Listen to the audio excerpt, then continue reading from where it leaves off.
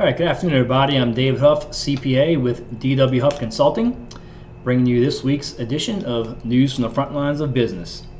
So here we like to help our small business owners to build, grow, and enjoy their wealth. And with that, we'll kind of get started. So you may have noticed the last couple weeks we have not posted anything. Normally we do try to post our news from the front lines on a weekly basis. But due to some scheduling conflicts and some just overall hecticness with some tax deadlines, along with last week's Tour de Parish bike ride that we assist with a great bit with the St. Bernard Parish Chamber of Commerce, just could not seem to break free and get it done. So anyway, here we are back at it. So back to normal, I think, for the most part. So in IRS news for the week, not a whole lot going on really. We got announcement here that the 2024 tax brackets are have been posted. So this is actually going to be 2 years down the line. So the 2023 brackets that you're going to be used in next year in 2024 to file tax returns is unchanged, but these are the new brackets. So so for the next couple, I guess the second tax filing season from now, you'll notice that the brackets are the same. So the highest tax bracket is still 37%. And some of the changes there increase the level of income at which you hit that bracket. So currently on the 2023 years, it's 693,000 and some change. That's up to 731,000. So yeah, you can make a little more money now and still not be in the top bracket. So for those of you that find yourself in that boat, good deal. Standard deductions. This is something that I think affects most everybody.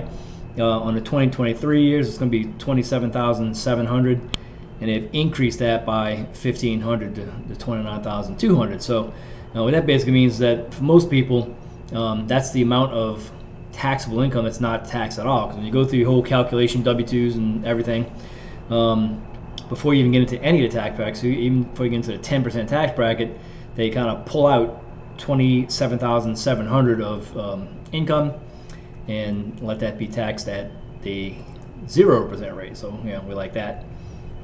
And after that, 10%, and so on and so on. So anyway, that's the latest there. As far as upcoming deadlines, the IRS e-file is going to shut down on November 18th. So if you are doing your own returns on TurboTax, something like that, and you haven't filed it yet for whatever reason, just be aware of that. So if you and really, even though the IRS officially shuts down on November the 18th, some service providers may shut down even a little bit earlier than that. So this is an annual thing IRS does to update their systems. And the bad part about it is that if you trying to e-file something because maybe you got a refund coming back or you just want to get it filed for whatever reason, it stops accepting returns at that time, and it doesn't start up again until this year is projected to start up. The filing season starts up again January the 23rd. So so it'll be a few months of time period where you have to mail things in.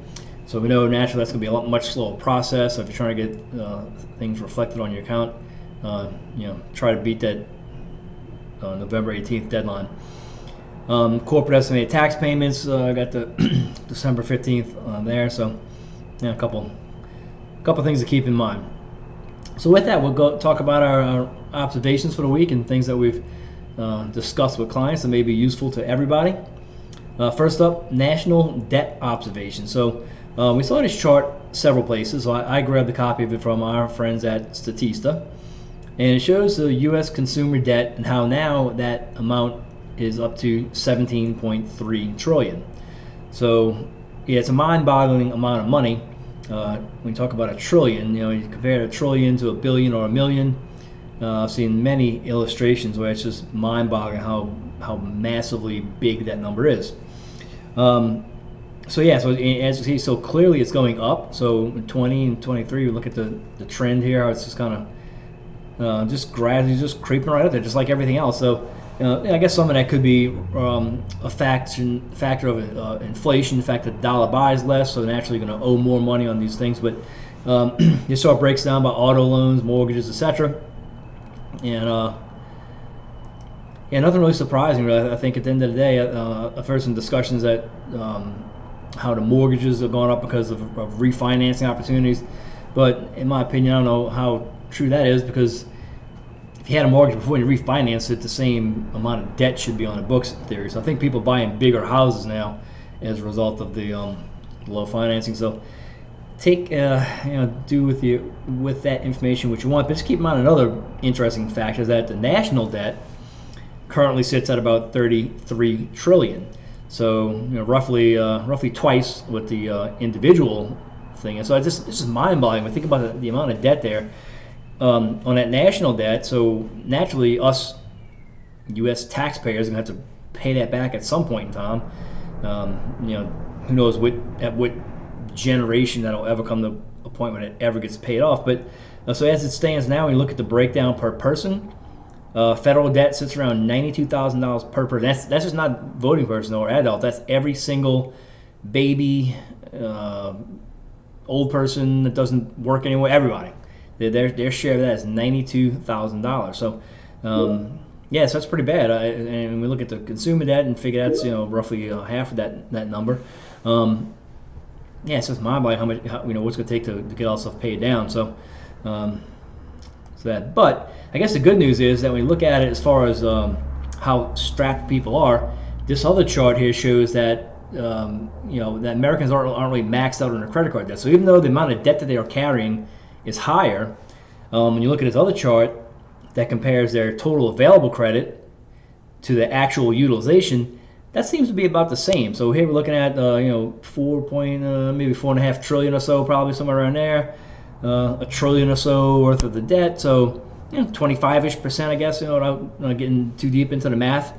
And most credit analysts will say that an amount below 30% is considered to be pretty good. So I guess overall, it's not that bad, but the numbers are big and growing. So anyway, keep that in mind. So be careful with your credit card debt. And again, I guess another side note on the credit card debt too is you see that sometimes when things get really bad, like we are having a little bit of an economic slowdown now.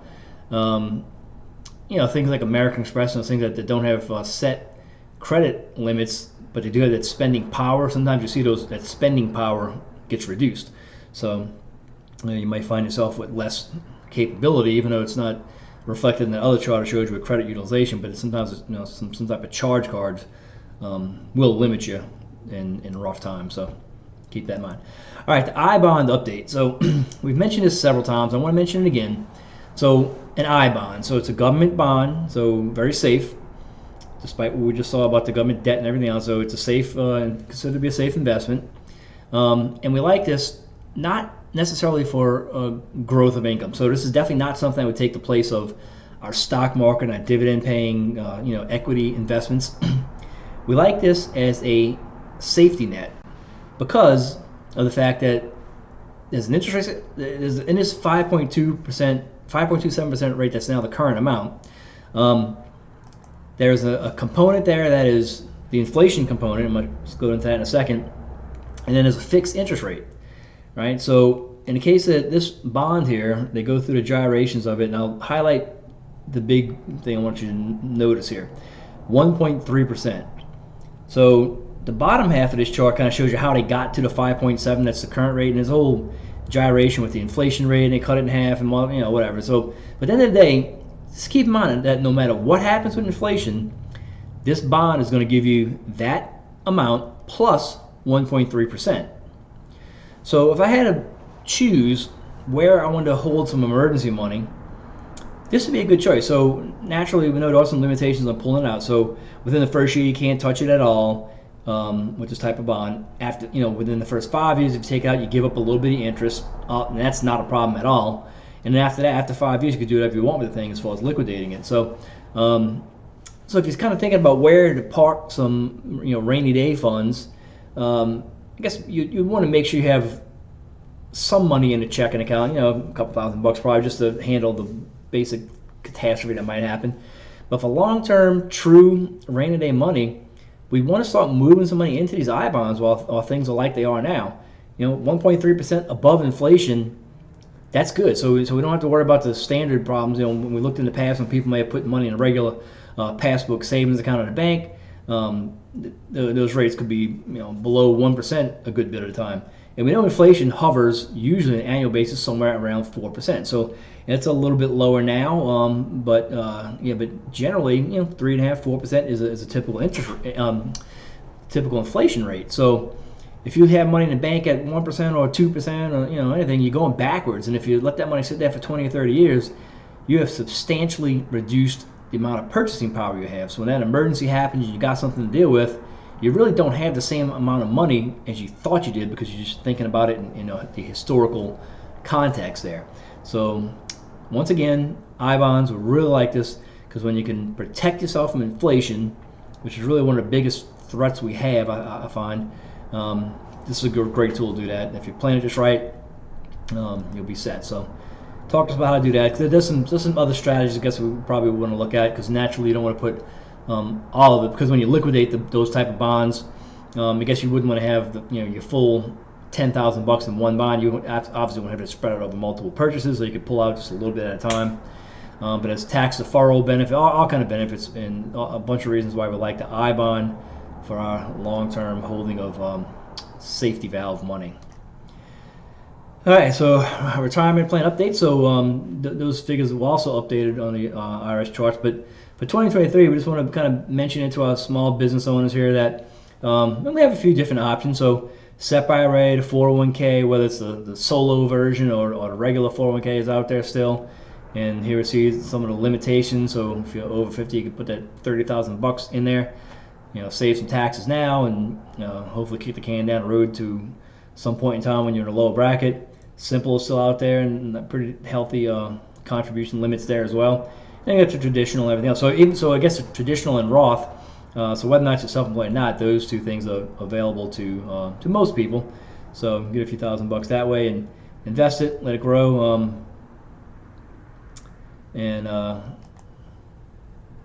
Yep, there we go. And here's the second part of my chart here for the S corporations and C corps.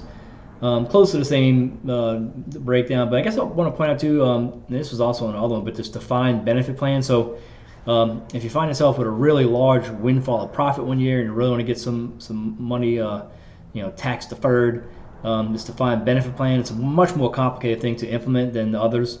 A lot more testing, there's a lot more administration that goes into it. So it's definitely not something we want to look at first, but a big year and you got all your other bases covered, the defined benefit plan, you could get up to $265,000 tax deferred with that vehicle. So just keep all your options in mind and talk to us as usual. Let us know if you have any questions about the best way to kind of choose that.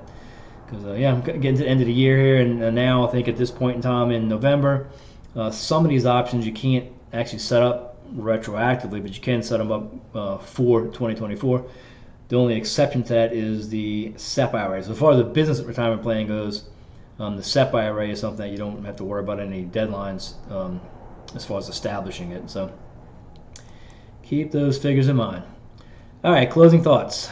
This week, in case you haven't noticed already, Marine Corps birthday, 248 years. A proud Marine Corps veteran from way back in the first Persian Gulf War era. So we look at the politics of these battles and everything, and so you may not always agree with some of the reasons why these conflicts have happened. But the people I've served with and the people I've come to know over the years who are former Marines as well, some of the best people you'll ever meet. So I think that goes really, for all the branches of the service, that are really the people that take up that challenge are really the best people in the world, and I really just take this opportunity on the Marine Corps birthday, as well as tomorrow, Veterans Day, to kind of just tip of the hat to everybody, because serving is not easy, but I found it to be very rewarding. So with that, have a great weekend. Nice weather down here in South Louisiana, and hopefully it's good wherever you are, and we'll see you out here next week.